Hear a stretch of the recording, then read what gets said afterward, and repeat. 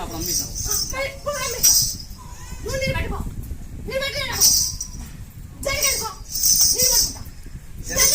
ఖచ్చితంగా జరుగుతుంది. నువ్వు చెప్పినా ఒకటి జరుగుతుంది. ఇంకా నమ్మకం అనే లేకపోతే గుడి కట్టు కూడా ఎక్కుతుండేది వాటికి. నువ్వు జరిగింది కాబట్టి బారబార వస్తాను మట్టికి అంటే అనుకోనేనా కన్ను పెద్దలు అనుకోనేనా నాకు కన్ను బాగుంటేది.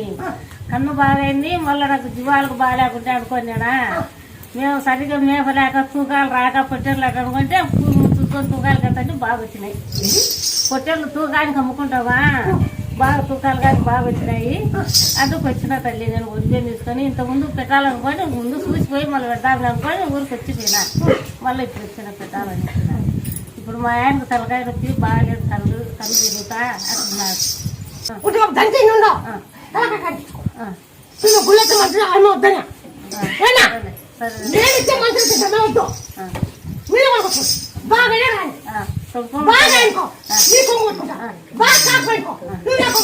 అవి జీవాలుగా అన్నీ నాకు ఇంకా తప్పుకోలేవు అనుకోండి.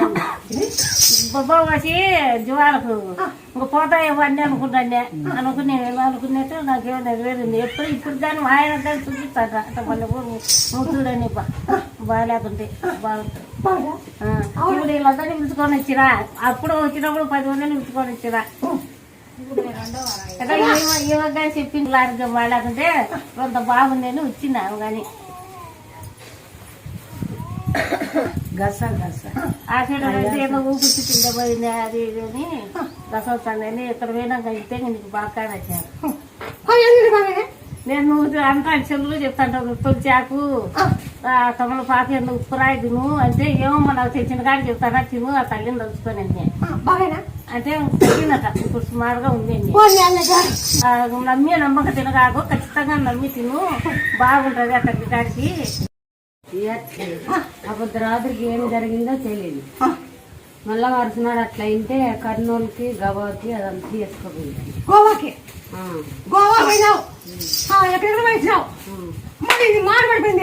అదే మాట లేదని మా ఇంట్లో ఉంది. మీ ఇంట్లో ఉంది. ఎక్కువ ఇంటి ముందు